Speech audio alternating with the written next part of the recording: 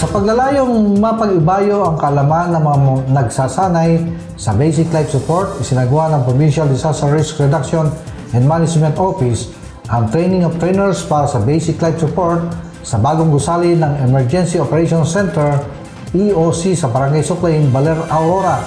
Layunin ng 5 araw na pagsasanay na higit pang palakasin ang kakayahan ng makalahok sa pagbibigay ng agarang lunas at pagliligtas ng buhay sa panahon ng mga sakuna at emerhensiya.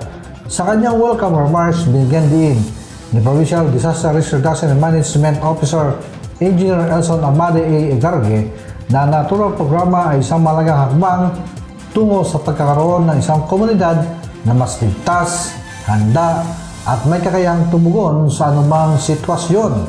Ang training nito ay hindi lamang para sa inyo bilang mga participants kundi para rin sa mas malawak na responsibilidad na ipasa ang inyong matututunan at maging inspirasyon sa iba pa na maging lifesavers, ani Egarge. Nagpahayag din siya ng pasasalamat sa pamalang panalawigan ng Aurora sa pamumuno ni Governor Renante A. Tolentino, gayon din sa suporta ng Provincial Disaster Risk Reduction and Management Office sa patuloy na paglalaan ng pondo at pagsuporta sa mga inisyatibong pangkalikasan. Malinaw ang mensahe ng pamalang panlalawigan.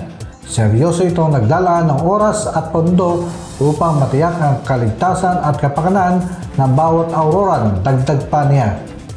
Hinikayat ni Egarge ang lahat ng kalahok na maging aktibo na makibahagi sa pagsasanay, makipagbahaginan ng kaalaman at seryosoin ang kanilang magiging tungkulin bilang mga magiging tagapagsanay.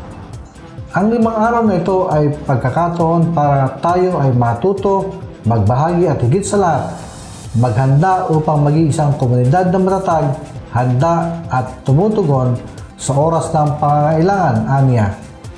Dinaluhan ang training ng 45 individual mula sa iba't ibang bayan ng lalawigan na inaasahang magiging susi upang maipalaganap ang kaalaman at kahalagahan ng basic life support sa iba't ibang sektor at komunidad sa Aurora.